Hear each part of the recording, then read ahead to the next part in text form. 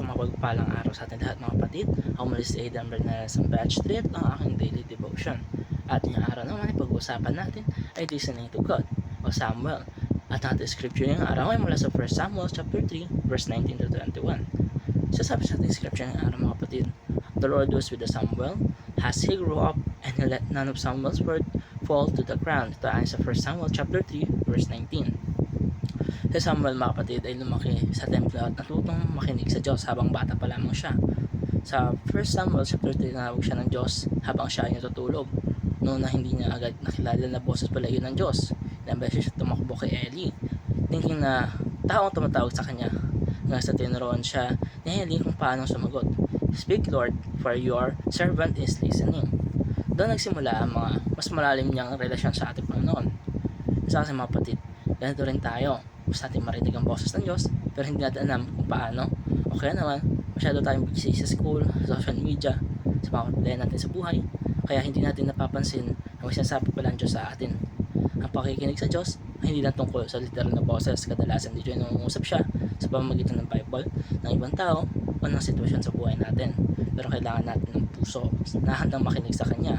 Samuel ay naging malapit sa Diyos dahil natutunan niya makinig at sumunod sa Kanya.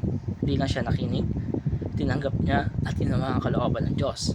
Kaya sinabi sa Bible na wala ng isang salita ang nawalan ng saysay dahil ang Diyos mismo ang kasama niya. Sa buhay natin kasi mga kapatid, marami tayong maingay o distraction na nakadistract sa opinion sa ibang tao, pressure, takot at sariling desires natin.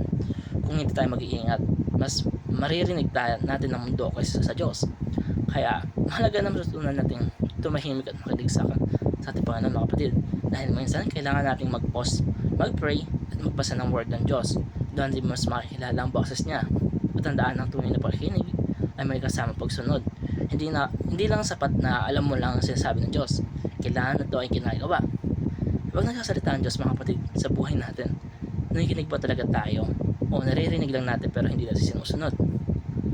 Mga kapatid, tayo maglaan ng oras araw-araw para makinig sa Diyos sa pamamagitan ng Bible at prayer. Iwasan natin ang mga distractions at matuto tayong sumunod sa Kanyang salita at hindi lamang tayong puro pakikinig sa Kanya. Kaya mga kapatid, napakalaki na matututunan natin sa scripture nating araw o sa topic nating araw dahil dapat hindi lang tayo nakikinig sa Diyos o hindi lang tayo humihiling o nagdadasal lamang palagi sa Kanya. Nararapat ay tayo'y nakikinig, sumusunod ng buong puso.